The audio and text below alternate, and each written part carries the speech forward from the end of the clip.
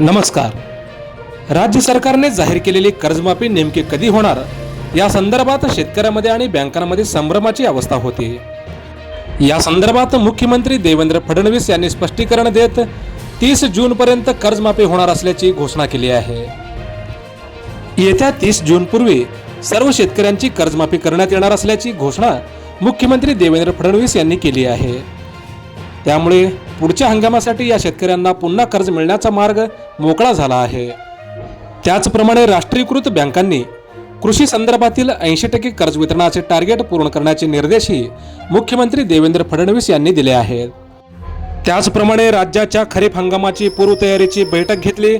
त्या जागी बँकांसोबत कर्ज वाटपा संदर्भात बैठक झाली. त्यामध्ये अधिकाधिक शेतकऱ्यांना कर्ज कसं मिळेल त्याचं तजवीज करण्यात आली.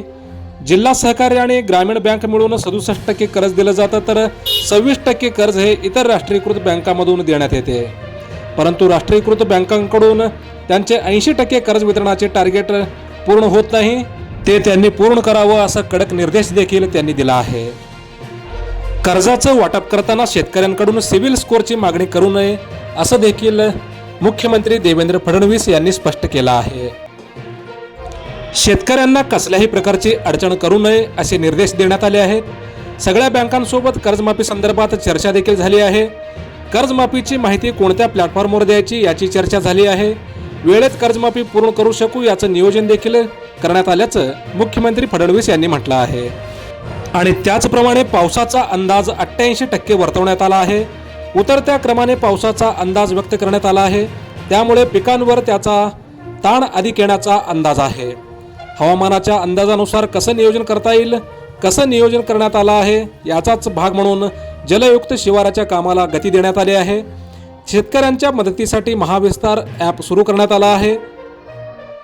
त्या आधारे शेतकऱ्यांना पीक पद्धती आणि इतर माहिती AIच्या माध्यमातून देण्यात येणार आहे. शेतकरी आपले प्रश्न त्याला विचारू शकतो. त्यावर आवश्यक ती माहिती या ॲपच्या माध्यमातून दिली जाणार आहे.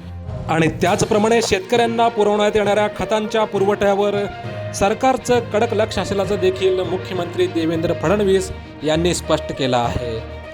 आपण पाहत आहात हॅलो सोलापूर न्यूज. धन्यवाद.